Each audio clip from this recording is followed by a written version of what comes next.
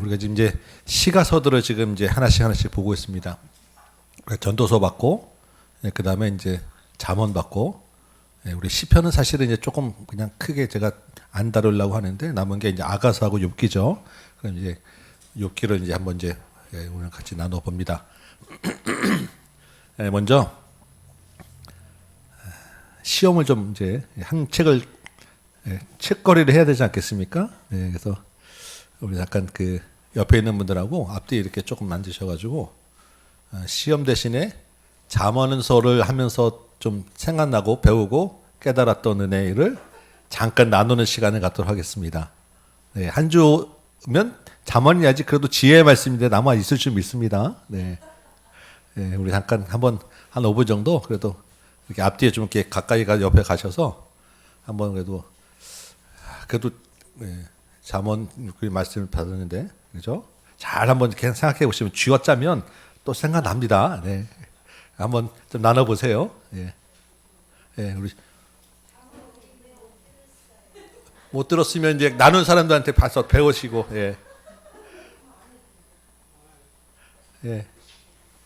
그래도 한번 이렇게 다 같이 있어 말 얘기하라 그러면 좀 부담스럽잖아요, 그죠? 그래도 그러니까 우리 저기 장 집사님도 뒤에 가셔서 같이 이렇게 같이 가시고 우리 이내용 집사님 이렇게 앞으로 오시든지 해서 이렇게 같이 한번 이쪽으로 박상원 씨 옆으로 오셔서 같이 나오시고 그렇게 앉으시면 우리 윤영규 집사님이 얼마나 지금 윤 집사님이 지금 주여 나에게 왜 이런 시련을 욥보다 더 험난한 고난을 주십니까?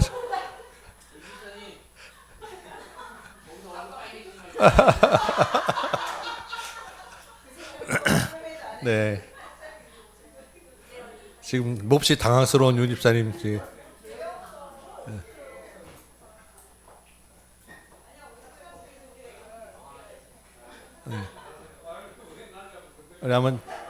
그래도 한번 잠깐 나눠 보시기 바랍니다.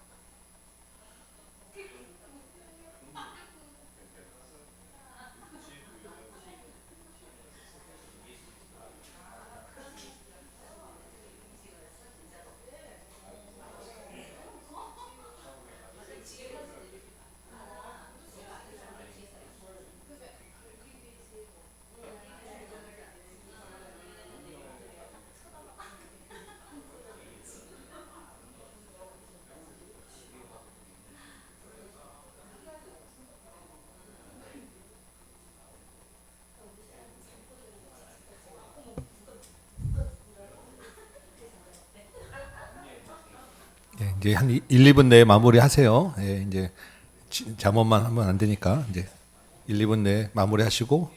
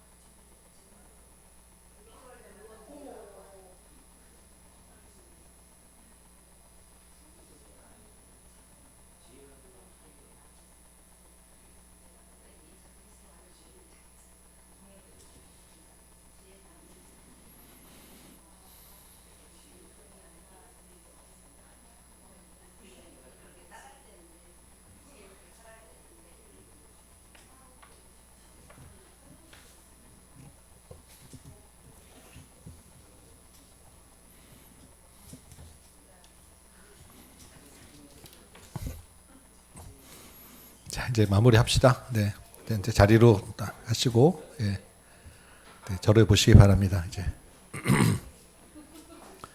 예, 아마 그 잠언이나 전도서에 대해서 여러분들이 아마 제가 정말 자신 있게 말씀드리는 거는 어디 가서 이런 얘기 못 들어보셨을 거예요. 그리고 앞으로 어디 가서 이런 강의 들어보시기가 어렵습니다. 실제 성경 강좌 많이 했지만 지혜서 잠언이나 전도서를 이렇게 자세하게 그리고 어떤 그 주제를 가지고 이렇게 세세하게 풀어서 하는 강의는 쉽지 않고 별로 없어요. 그래서 정말 그 제가 여러분 소수 정예를 모아놓고 엄청난 일타 강사를 했는데 이렇게 그냥 대충 이제 무슨 말씀 나는지 모르지만 좀 당황하는 모습 보니까 저도 당황스럽습니다. 그래도 또 이제 욥기도 이제 아마 이렇게 또 이렇게 몇 주 나누게 되면 여러분들이 뭐 이렇게 못 들어보셨던 이야기도 많을 거고 욥기에 대해서 이제 좀 이렇게 보이기도 하실 건데 제가 또 욥기 끝나면 시험을 보도록 하겠습니다. 자, 한번 이제 욥기를 한번 나눠보도록 합니다. 우리 시가서에서 또한 성경 전체에서 아마 제일 읽기 힘든 책 중에 하나가 아마 욥기일 거예요. 그런데 또 생각 밖으로 욥기가 무슨 내용이다라는 건 대충 다 아시고 주제나 이런 것들을 아시는데 막상 본문을 읽어내기가 쉽지 않은 책이 욥기죠. 그래서 이유가 많습니다. 구약 각자 이제 성경 전체에서 그러니까 원어상으로 제일 어려운 책이 또한 욥기예요.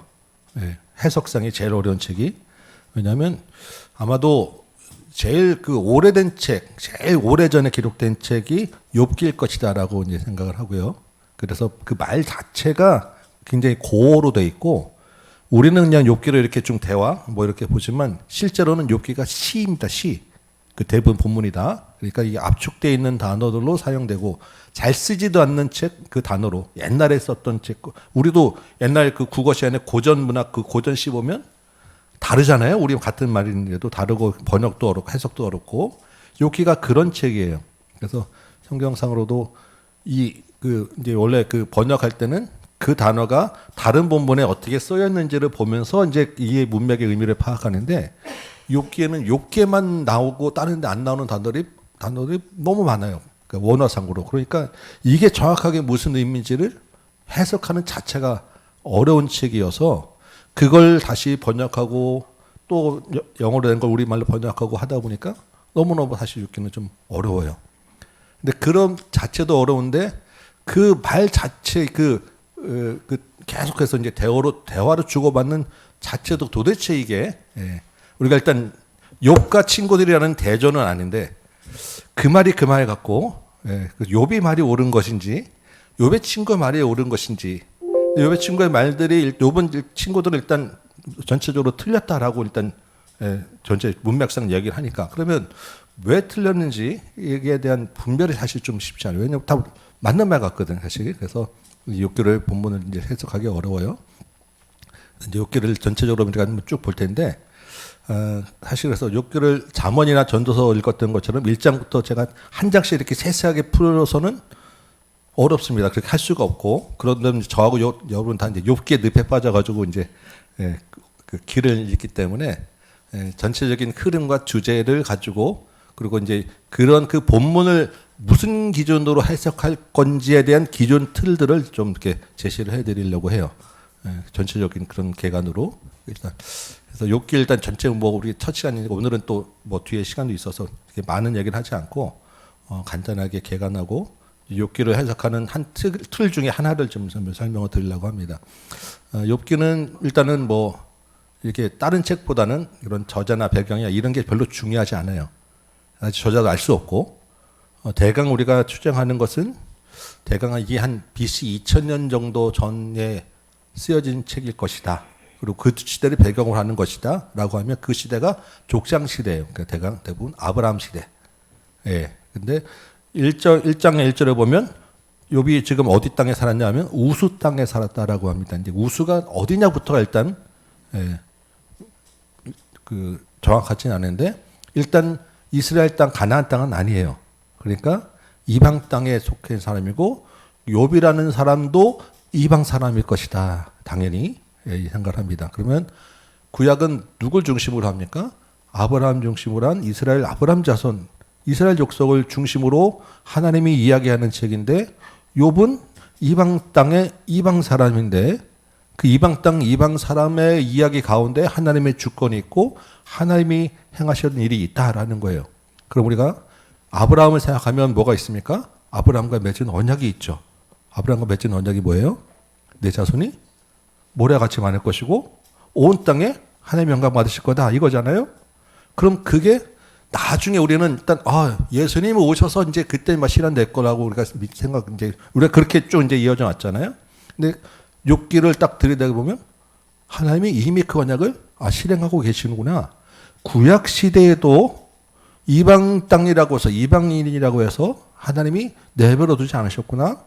이미 구약 시대 전체 성경, 하나님이 온 그 구약 시대 전체를 통틀어서 하나님이 주인이시고 통치하시는구나라는 그 사건, 그 사실을 우리가 먼저 욥기를 통해서 이제 분명히 보게 됩니다. 그래도 분명하게 구약은, 하나님은 구약 시대에도 온 땅에 하나님이셨다. 구약 시대에도 온 땅에 통치하셨다. 구약 시대도 하나님의 언약은 이미 이루어졌다. 라는 걸 먼저 생각을 하고 갑니다. 그 다음에 이제 우리가 생각하게 된 것은 욥이 누구냐라는 거예요. 자, 이 욥기의 이제 구절 다음 주에 한번 더 보이게 텐데, 욥기 구절 너무 간단해요. 1, 2장의 앞에 서론이고, 제일 마지막에 결론이고, 가운데가 전부 다 본론이에요.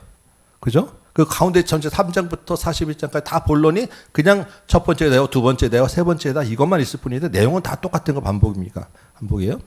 근데 그럼 우리가 이제 생각할 때 욥이 그러면 의인이냐, 욥도 불의하느냐 이거예요. 여러분 어떻게 생각하십니까?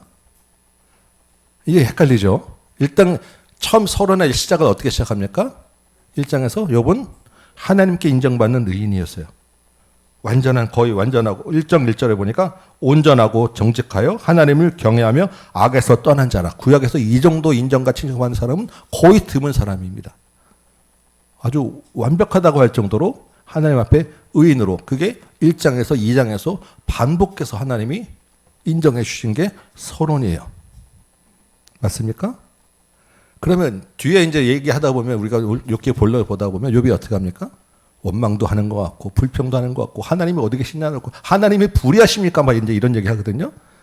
막 그러다가 마지막에 42장 가면 욥이 뭐라고 합니까? 회개하여 내가 눈으로 주를 보옵니다. 라는 이야기를 합니다. 욥기의 지금 주제가 뭐예요? 그 가다가 보면 친구들이 너 죄 졌죠? 너 죄 있잖아. 너 불의하잖아. 빨리 죄를 고백해. 라고 이야기하고, 그러니까 도대체 욥이면 나는 죄 알 수 없어 하다가 마지막에 회개한다라고 하니까 우리가 어떻게 생각하게 되냐면, 욥이 죄인이구나. 라고 이제 생각을 하게 되는데, 새 친구들은 이제 당연히 불의하다 그런 것을 우리가 인정하고, 근데 욥기 마지막 결론은 하나님이 어떻게 돼요? 욥에게? 욥도 의롭다고, 친구들이 불의해서 의롭다는 욥을 통해서 친구들의 용서를 해주시고 욥을 다시 회복시켜 주시는 거예요. 그러면 구조가 어떻게 됩니까? 의롭다 하시고 의롭다로 끝나는 이 욥의 의로움을 이야기하는 게 앞뒤로 쌓여 있으면 욥은 어떤 사람이에요? 의로운 사람이에요. 물론 우리 하나님처럼 완전한 사람은 아닙니다. 욥도 우리 같이 똑같은 성장을 가지고 있지만 그래도 적어도 욥기 전체를 관통하는 것은 욥은 하나님께 의롭다고 인정받은 사람이라는 이야기예요. 그렇죠? 그러면 이제 우리가 생각하는 것은 그러면 왜 욥은 친구들에게 이렇게 비난을 받고 죄에 대한 이야기를 하고 마지막에 욥이 그럼 회개한다고 하는데 이 회개는 무엇이냐? 회개라는 것은 특별히 구약의 회개의 개념은 뭐예요? 죄가 있을 때 죄에서 떠나는 것을 돌이키는 게 회개입니다. 아까 제가 이제 우리 예수님 오셔서 우리의 회개에 대한 얘기했지만 기본적인 의미는 더더나 구약의 회개는 우상 숭배하거나 하나님을 떠난 자들이 다시 돌아오는 걸 회개라고 이야기를 해요. 욥은 지금 무슨 죄를 지었냐라는 거예요. 욥은 도대체 그리고 왜 그럼 욥에게 이런 고난이 오고 죄가 있느냐라는 이야기를 하는 거예요. 그러니까 앞에 뭐 이제 저자 이런 거는 이제 다 필요 없고 이제 본론으로 이제 들어가게 되면 사실상 이제 그거예요. 욥은 의인이었는데 그 의인이라는 것은 하나님께 인정받은 거예요. 그러니까 앞뒤에 하나님이 욥이 의인이다 얘기하는 것은 일단 우리가 하나님의 그 성품에 의해서 하나님이 의롭다 하셨으면 그것이 의롭다 인정받는 이야기라는 것입니다. 그래서 우리가 이제 무엇을 생각하고 판단할 때 항상 우리가 기준을 삼아야 될 게 뭐냐면 하나님이 어떤 분이신가. 제가 이제 조금 얼마 전에 이제 1년 전에 이제 우리 이제 뭐 목사님들하고 이제 뭐 이렇게 모여서 이제 이야기하는데 어떤 한 분이 이제 우리끼리니까 그러니까 이렇게 성경에 대한 여러 가지 풀리지 않는 그런 난제들이라고 할 수 있는 것들 가지고 막 주제를 꺼내놓고 질문을 하고 뭐 얘기를 하는 거예요. 그 중에 이제 뭐가 있냐면 죄가 어떻게 들어왔는가. 우리 창세기에 대한 부분이 사실은 제일 많이 신학적으로 공격을 받잖아요. 전체 창조부터 시작해서. 근데 그 뱀이라고 하는 존재, 사탄이라고 하는 존재를 어떻게 봐야 되느냐라고 할 때 이제 성경의 또 다른 이제 측면에서 하나님이 사탄도 창조하시고 하나님이 죄도 만드셔서 죄를 하나님이 만드신 우리 그 죄를 들어오게 하셨다라는 거예요. 우리를 이렇게 교만하지 않게 하려고. 그래서 그 우리가 이제 뭐 계시록이나 이런 데 보면 유다서에 보면 사단의 존재를 타락한 천사로 이제 우리가 다 성경에서 이해를 하고 있는데 이것도 하나님이 인간에서 일부러 만들었다. 이제 이렇게 얘기를 하고 하니까 이제 그럼 창세기부터 이제 여러 가지 죄가에 대해서 막 꼬이긴 일이 있어요. 그래서 이 얘기를 한참 토론하다가 제가 이제 이런 이야기를 이제 했어요. 하나님이 어떤 분이시냐? 하나님 어떤 분이십니까? 선하신 분이에요. 의로우신 분. 하나님이 그래서 모든 창조를 1장에서는 선하게 하셨어요. 보시기에 좋다라고 하셨는데 그 선한 하나님의 창조, 그 의로운 창조에 어떻게 불의가 죄가 들어갈 수 있냐라는 거예요. 그죠? 하나님이 의도적으로 일본 사탄과 죄를 창조하셨다? 이건 하나님의 기본 성품에 들어갈 수가 없는 거예요. 그래서 제가 이제 그 이야기를 하면서 그 논란에 이제 마침을 이제 찍었는데 이런 여러 가지 이제 우리가 신학적으로 어떤 성경적으로나 여러분들이 판단하고 할 때는 그런 이야기들을 이제 여러분이 이렇게 하다 보면 인터넷에도 많고 유튜브에도 많고 이렇게 막 들이대서 이야기하는 하고 막 성경을 같이 이야기하는 사람들이 있단 말이에요. 그러면 가만 들어보면 진짠가라고 이제 이렇게 헷갈리게 될 때 항상 이걸 생각하세요. 하나님은 어떤 분이신가? 하나님의 성품은 어떤 분이신가? 그래서 그 하나님의 성품에 어울리는 이야기여야 되는 거예요. 근데 많은 이단의 그런 이야기들에는 그게 맞지가 않아요. 거기에서 걸리면 문제가 있는 이야기들이 그러면 이거는 아니다라고 분별하셔야 돼요. 지금 우리 욥도 마찬가지입니다.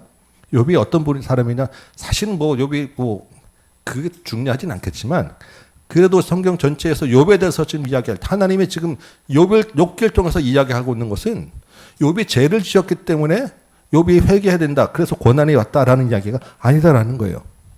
이 사람들은 지금 왜 욥기의 전체에서 처음부터 끝까지 계속 친구들이 처음부터 끝까지 욥이 죄를 지었다라고 계속 이야기하는가? 라고 할 때 욥기 전체를 지금 감싸고 있는 큰 틀이 하나 있어요. 그게 뭐냐면 인과응보라고 하는 거예요. 인과응보. 우리 1장 9절 한번 볼까요? 욥기 1장 9절. 사탄이 지금 뭐라고 얘기하죠? 욥이 어찌 까닭없이 하나님을 경외하리까라고 하죠. 욥이 지금 하나님을 경외하는 사람이었어요. 그렇죠? 그 욥이 하나님의 경외에서 지금 욥이 어떻게 되었습니까? 엄청난 복을 받았죠. 아들이 7, 딸 3. 그때는 아들이 많은 거, 자식이 많은 것이 제일 큰 복입니다. 그 다음에 재산이 엄청 많아요. 양이 7,000마리고 낙타가 3,000마리고 소유물 소가 얼마고 거의 재벌이에요. 재벌. 이 욥의 축복이 어디서 왔느냐라고 할 때 그 사람들 생각에는 욥이 하나님을 경외했기 때문에 인과응보라고 하는 것. 그래서 이걸 보응신학이라고 이야기합니다. 무슨 얘기냐면 콩 심은 데 콩 나고 팥 심은 데 팥 난다. 하나님께 순종하면 복, 불순종하면 저주. 그렇게 해서 복받은 사람이 아브라함이다. 이게 구약의 전체적인 큰 틀의 주제예요. 그 틀의 가장 핵심적인 이야기를 하는 책이 뭐냐면 신명기예요. 여러분들 이제 성경을 좀 많이 듣다 보면 이렇게 책을 보시다 보면 이런 이야기들이 있는 것을 혹시 보게 될 것입니다. 신명기 학파, 신명기 사관의 의지, 뭐 이런 얘기들이 책 주석책이나 성경을 한 책들 곳곳에 있습니다. 이게 무슨 얘기냐면 인과응보라는 거예요. 신명기가 뭐냐면 율법이잖아요. 그래서 율법을 너희가 순종하면 나가서도 복을 받고 낮은 용의 그 머리가 되고 뭐 그런 얘기도 쭉 써 있잖아요. 그게 구약 전체를 관통하는 이야기여서 이스라엘이 멸망하게 된 것은 불순종 때문이야라는 이야기로 전체적인 짜여 있어요. 그리고 그게 틀린 얘기는 아닙니다. 하나님이 심판하신 큰 원리, 공의의 하나님이시기 때문에 공의라고 하는 것은 죄에 대해서 심판하는 것이고 잘한 것에 대해서는 상을 주는 게 마땅한 거예요. 그래서 그 인과응보라는 것이 틀린 이야기는 아니고 하나님의 통치 원리는 맞는데 하나님은 그 인과응보라는 틀 하나만 가지고 이 땅을 다스리냐라는 거예요. 그리고 우리가 살아갈 때 일어나는 모든 일들을 인과응보라고 하는 그 틀 하나만 딱 갖다 놓고 보면 거기에 해당하지 않는 일들이 너무너무 많아요. 우리에게 일어나는 원인 알 수 없고 까닭 없는 알 수 없는 일들이 너무너무 많은 거예요. 왜 선교사님들이 나가서 갑자기 돌아가셔야 되고 피를 흘려야 되고 뭐 그런 일 아닐지라도 우리가 그래도 신앙생활 열심히 한다고 하는데 뭐 마음을 다하지 못했다? 우리는 나름대로 최선을 다하시는데 모든 거 다 잘 그대로 되냐고 인과응보대로 되냐고요. 그거는 삶의 원리가 마지막에는 하나님의 전체를 단식된 그 원리대로 하시겠지만 그리고 그 인과응보의 원인은 예수 그리스도의 십자가로 우리를 모든 것으로 다 해당되겠지만 우리 살아가는 과정에는 전혀 그렇지 않다라는 거예요. 그래서 그것을 이야기하는 책이 욥기예요. 근데 처음부터 시작해서 지금 욥의 친구들과 욥에게는 그 인과응보라는 그 틀을 벗어나는 것은 생각할 수가 없는 거예요. 이미 거기에 딱 됐어요. 그래서 욥의 친구들이 처음에는 이러러 왔다가 욥을 보면서 이거는 욥의 죄 아니고는 설명할 길이 없는 거예요. 열심히 너의 죄에서 고백하라고 이야기하지만 욥은 대답할 수가 없어요. 자기 나름대로는 지금 정말 신앙생활을 온전하게 해왔기 때문에. 그럼에도 불구하고 욥도 그 인과응보 사상에서 벗어나지 못했기 때문에 이걸 뭐라고 대답하고 하지 못하는 거야. 그러니까 하나님이 왜 불의하시냐라는 이야기를 하는 거예요.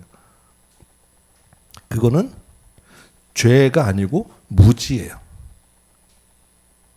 죄가 아니고 하나님에 대한 무지고 그럼에도 불구하고 어떻게든 하나님께 뭔가를 가져가 보려고 하는 탄식이에요. 그 탄식이 대표적인 게 어디냐면 시편이에요.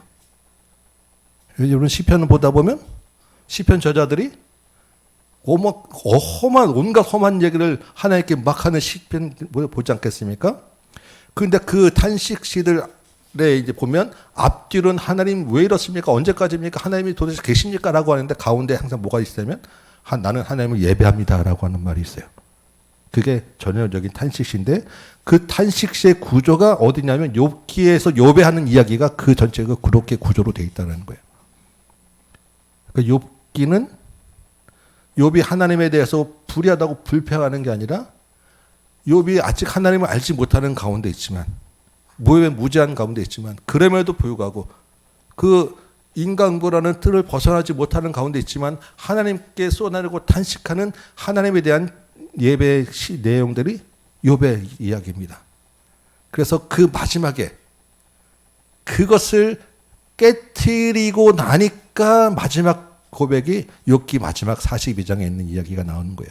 그 인간고라고 하는 그 틀, 그 봉의 신학의 틀을 깨트리고 나니까. 근데 그걸 깨트리기 위해서 뭘 했어요? 그동안 욥이 가지고 있던 울타리들, 재산과 자녀와 어떤 신앙의 어떤 그 형식과 그 사교관들 다 있었잖아요. 그건 하나씩 그걸 깨고 나니까 비로소 하나님이 보이더라라는 거예요. 우리가 지금 오늘 요즘 설교 때 주로 하는 이야기와 똑같은 것입니다. 예루살렘을 벗어나니까 사마리아가 보이고 예루살렘을 넘어서니까 그 다음에 유대가 보이고 복음이 보이더라라는 거예요. 그것이 구약에서 욥기가 말하는 책 이야기예요. 그래서 욥기가 무슨 그 책이라고 이야기했냐면 지혜서라고 이야기하는 거예요. 무슨 지혜입니까? 하나님을 아는 지혜. 고난이 죄 때문이 아니라 하나님에 대한 그 무지함을 넘어서는 그것을 하나님이 가르치시는 거예요. 그 나중에 이제 우리가 하나님이 나타나셔서 욥을 막 네가 대장부처럼 허리를 동여매고 내 얘기를 잘 들어라. 너 내가 하늘을 지을 때 있었어? 라고 해서 쫙 하시잖아요. 이게 하나님이 욥을 막 꾸짖어서 네가 너의 교만이야. 너의 죄야. 라고 이야기하는 게 아니라 하나님이 그 무지한 그 카틀에 갇혀있는 욥을 가르쳐 주시는 지혜 교사로 나타나는 게 욥이 그 하나님의 이야기입니다. 그래서 욥은 지혜서가 되는 거예요. 우리 잠언에서 핵심이 뭐였습니까? 지혜. 지혜가 뭐냐고요? 여호와를 경외하는 것. 그 잠언의 이야기대로. 그러면 우리 잠언에서 여호와를 그 지혜를 제가 잠언에서 제일 강조했던 게 지혜와 결혼해라. 지혜를 찾아야 된다라는 거였잖아요. 그 지혜를 찾으려면 어떻게 된다고요? 지혜를 쫓아가는 게 아니라 여호와를 경외하는 것으로 하나님께 나아가면 지혜를 얻게 된다라고 했습니다. 욥기에서도 똑같아요. 하나님이 어떤 분이신지를 알고 나니까 지혜를 얻게 되는 거예요.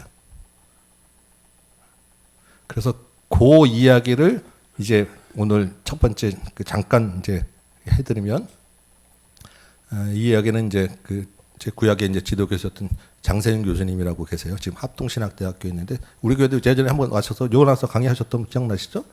구약에 정말 이제 우리나라에서는 거의 독보적인 그래서 세계적으로 인정받는 학자이신데 그분이 이제 욥기에 대한 그 강의를 하면서 논문을 쓰셨어요. 그 논문을 얘기를 잠깐 여러분께 짧은 시간.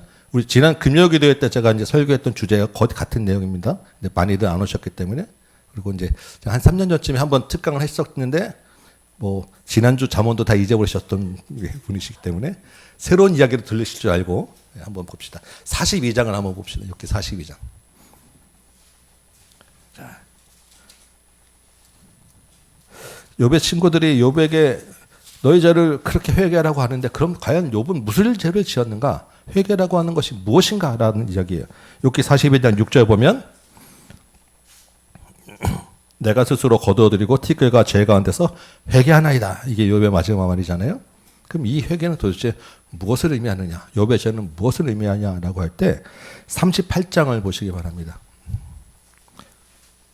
38장 2절 한번 읽어볼까요? 시작.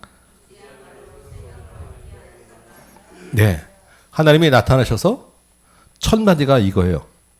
무지한 말로 생각을 어둡게 하는 자가 누구냐? 무지한 말로라고 하는 것은 알지도 못하면서 라는 거죠. 알지도 못하면서 생각을 어둡게 하는 자. 이 생각은 누구의 생각일까요? 하나님의 생각.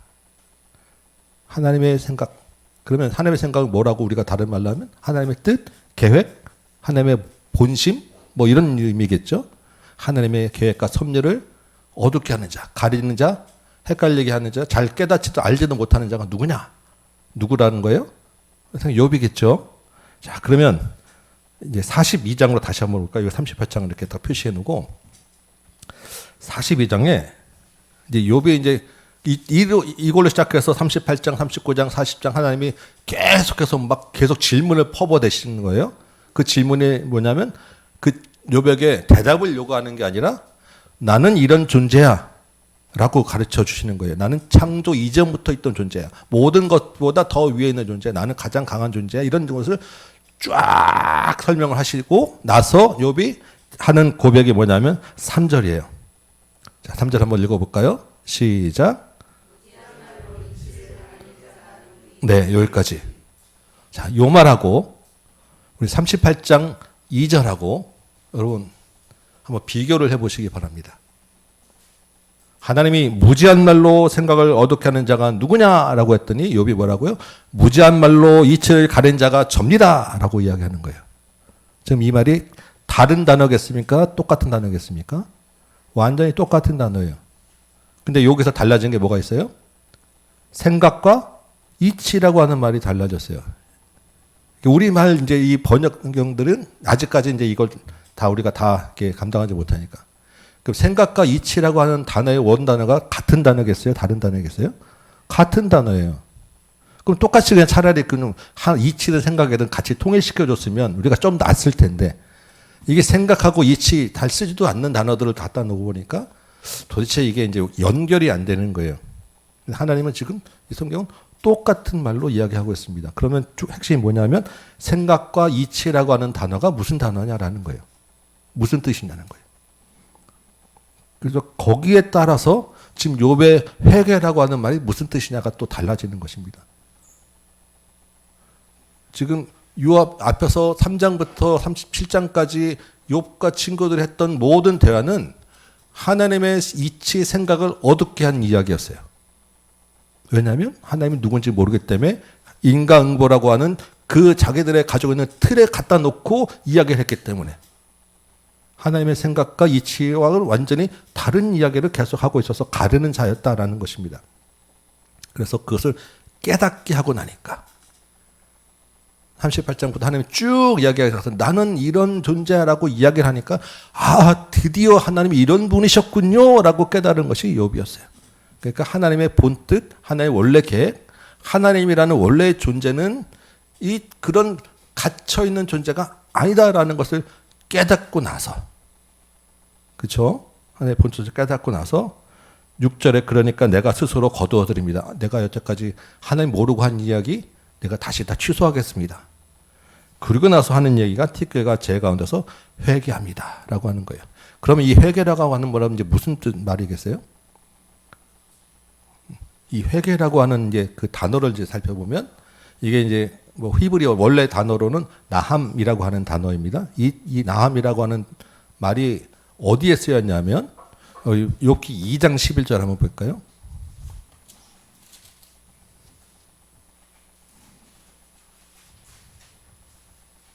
자, 우리 2장 11절 한번 읽어봅니다. 시작. 이 모든 재앙이 그에게 내렸다함을 듣고 각각 자기 지역에서부터 이르렀으니 그 대만 사람 엘바스와 수아 사람 빌닷과 나마 사람 소발이라.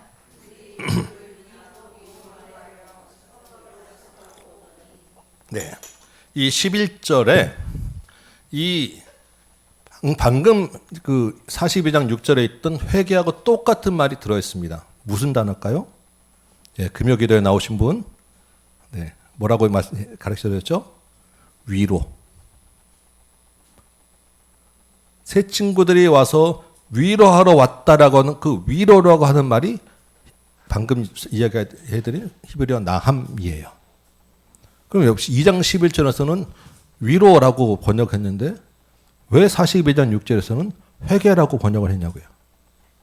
이 나함이라고 하는 말이 또 다른 성경에 어디 나오면 우리 성경 구약 성경책 보면 나훔이라고 하는 성경 선지자 있죠. 그게 나함이라고 하는 뜻이에요. 그 나훔의 주자가 뭡니까? 그게 하나님의 위로예요. 그러니까 이 나함이라고 하는 말은 기본적인 뜻은 위로하다라고 하는 뜻이고 또 다른 말의 뜻은 후회하다라고 하는 말입니다. 하나님이 이 후회하다라고 하는 말이 나음이 쓰일 때는 주로 하나님이 후회하셨다라고 할 때 나음이라는 말이 써요. 언제 그런 말이 있었습니까? 구약에? 여러분 기억나는 장면이 뭐 있습니까? 하나님이 사울 세우셈을 후회하셨다. 노아의 그 방주 심판하기 전에 하나님이 이 땅의 죄악을 간영하보며 한탄하셨다. 이런 단어들이 이 나함이라고 하는 단어예요. 그러니까 전통적으로 우리가 회개라고 하는 것에 해당하는 단어는 구약에서 슈브라고 하는 단어를 써요. 돌아오다, 돌이키다. 근데 지금 이 단어에는 원래 그 의미로는 그게 우상숭배에서 돌이키고 회개하는 그런 회개인데 지금 42장 6절에서 욥에게 해당되는 것은 그런 회개와는 조금 다른 뉘앙스다라는 거예요. 그래서 우리가 이렇게 돼 있으니까 더더구나 알기 어려운 욥기를 해석하기 정말 어려워요. 이거 보면 일단 무조건 욥은 죄를 지은 거야. 근데 무슨 죄를 지었는지 우리가 아무리 봐도 찾을 수가 없는 거예요.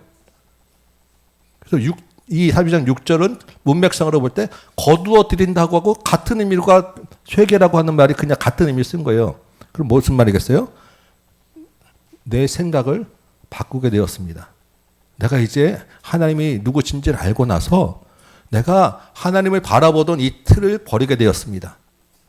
내 틀과 생각을 바꾸고 마음을 바꾸게 되었습니다. 라고 하는 게 회개라고 하는 나함이라고 하는 뜻이라는 거예요. 그래서 우리 이제 교수님도 그렇고 전체 요즘에 이제 많은 이제 학자들이 이 회개의 의미를 생각을 바꾸다라는 의미로 우리가 의미를 해석해요. 나중에 이제는 이 단어도 아마 좀 바뀔 것 같아요. 바뀌어야 맞지 않겠습니까? 원래대로. 그래서 이것을 이제 다시 한번 생각해 보면 욥이 지금 고난 가운데 하나님을 알게 되고 하나님 어떤 존재를 알게 되었다라는 게 그럼 그 전까지는 여기 막 답답하고 억울하고 서러워서 막 울었잖아요. 근데 하나님이 나타나셨어요. 그래서 하나님이 이런 존재고 하나님의 본 뜻이 이런 거야 라고 설명해 주면 그 다음에 또 욥이 어떻게 돼요? 울음이 뚝 그치게 되고 답답했던 것들이 쫙 풀리게 됩니다. 이거를 우리의 감정으로 바꿔보면 뭐가 됩니까? 위로라고 하는 거예요. 욥이 고난 가운데서 죽어라고 정말 힘들었는데 하나님의 뜻을 알고 나니까 욥이 위로를 받게 되었다. 이게 42장 6절이에요. 그래서 욥의 처음 시작할 때 2장에서는 사람의 위로를 왔는데 사람의 위로는 위로가 안 되더라. 사람의 위로로는 오히려 상처가 되고 사람의 위로로는 설명할 수 없는 그런 이 세상 일들을 하나님을 알게 되니까 위로를 받게 되더라. 그래서 욥의 전체적인 고난 욥기의 이야기는 하나님의 위로가 주조가 되는 거예요. 욥기를 관통하는 사람들의 생각은 인광보라는 것이고 그 인광보를 깨트려서 나타나는 하나님의 주제는 위로라는 거예요. 그 사이에 뭐가 있나요? 하나님이 나는 이런 존재야 라고 하나님을 알게 해주시는 하나님의 지혜가 있어서 그 지혜가 사람의 위로와 사람의 고난 가운데서 하나님의 위로로 바꿔주시더라. 뭐가 비슷해요? 잠언이랑 비슷해요. 전도서도 똑같습니다. 지혜라고 하는 것, 이 세상의 지혜라고 하는 것이 하나님을 알면 해결되는 거예요. 근데 그 하나님을 아는 것을 우리는 이제 그것을 잠언에서 예수 그리스도로 연결시켜 줬잖아요. 그래서 내가 하나님을 알겠다고 뭘 하는 게 아니라 예수 그리스도 안에서 내가 예수를 따라가면 하나님을 만나게 되고 예수를 따라가면 지혜를 얻게 되고 예수를 따라가면 위로를 얻고 이 험한 고난의 세상. 왜냐? 아직 지금 사탄이 나타나는 것처럼 우리도 역시 아직 사탄의 여러 가지 공격과 이 틀 가운데서 지금 살아간단 말이에요. 그럼 거기서 우리가 어떻게 살아가야 되느냐? 하나님이 주시는 위로를 받아야 우리가 이것을 넘어갈 수 있다라는 것입니다. 하나님이 주시는 위로로 내가 가지고 있는 이 틀과 생각을 깨트려야 그 뒤에 계신 하나님을 만날 수 있게 되더라라는 거예요. 그거를 설명해 주는 책이 욥기라는 거예요. 이제 그 욥기에 이제 보는 그러면 하나님이 지금 욥에 대해서 막 심판하고 책망하고 욥의 죄를 뭔지를 우리가 찾으려고 열심히 구절구절 자면서 찾으면 안 되겠구나. 그러면 욥기가 읽을 수가 없어요. 욥기를 통해서 지금 하나님이 누군지를 모르고 돌아가는 이 세상의 모습을 보고 그 가운데서 우리가 하나님이 알려주시는 그 이치를 생각해 볼 때, 그 하나님을 만날 수 있게 돼요. 그럼 여기에서 이제 막 그 욥의 친구들이 하는 이야기들을 볼 때, 이게 왜 이런 얘기를 하는가? 이 사람들은 아직 그 보응의 신학, 인간구의 틀로만 이야기하기 때문에 이런 이야기를 하는구나, 라고 우리가 생각하는 거예요. 그래서 그 틀에 대해서 우리가 어떤 생각을 가졌냐면, 우리가 식당마다 가면 항상 있는 글이 있죠? 내 시작은 미약하였으나 나중은 창대하리라. 전형적인 욥 인간구 보응의 신학을 설명해 주는 그런 글귀입니다. 지금 어렵지만 지금 열심히 참고 열심히 일하면 반드시 열매가 있을 거야. 자, 틀린 말입니까? 맞는 말입니까? 맞는 말이에요. 그것이 부정되면 우리가 이 세상에 살아가고 일할 이유가 없어요.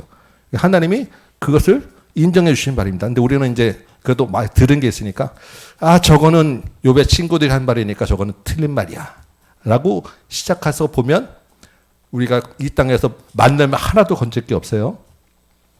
그래서 그 말 자체가 하나님이 그렇게 일하시는 것을 부인하는 건 아니에요. 욥기를 볼 때.